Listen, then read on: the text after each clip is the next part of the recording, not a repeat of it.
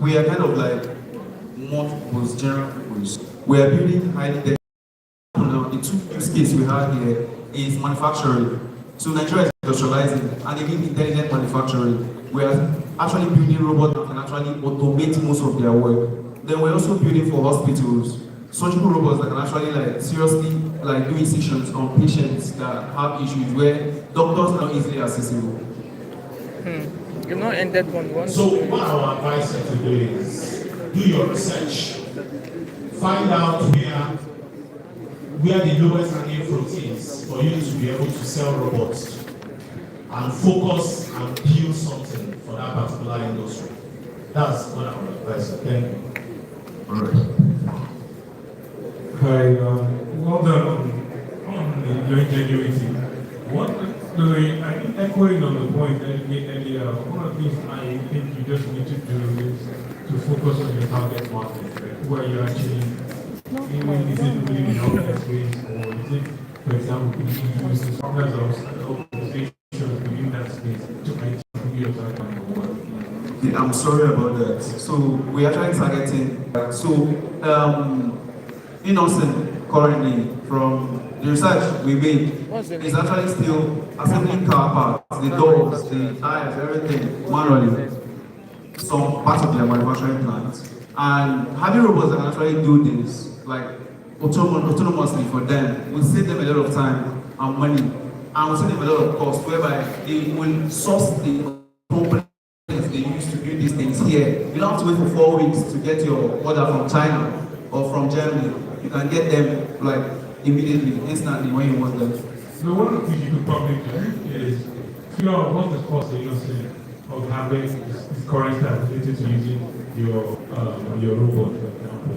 So that's one thing you need to do. The robot is cost effective, but if it's not cost effective, you need to use the robot. Okay, we checked it and it was 30%. I think so. In addition to what he has said, when it comes to cost, is that what you're saying is facts, right? It's known globally in manufacturing that we need to start thinking automation. And there are many of these factories in China and America where there is no single human, right? So the need for it exists. I'm just thinking about why yours would be chosen above what is already in the market.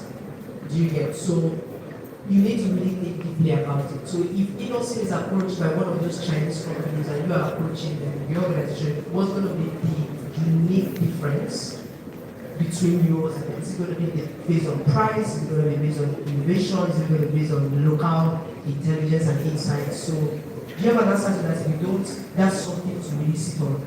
So we do, can I answer that? Okay, so basically, what we are competing on is price and how did they get getting local they content, get like the this feasibility of getting that components and the robotic systems. Like, How big is your problem? Oh, you know? it's a lot. No, so good thinking and good demonstration as well.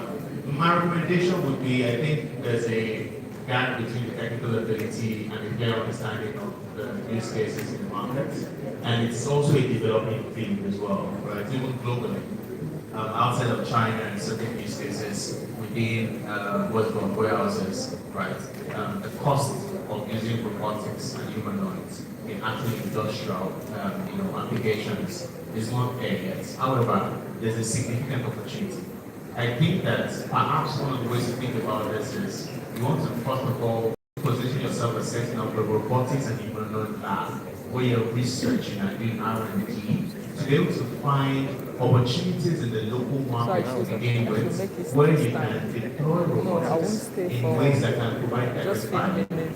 Don't be, what's called afraid of saying that you don't have information because you understand you're in campus, you might have not worked in the industry yet. However, understanding that gap is important, right?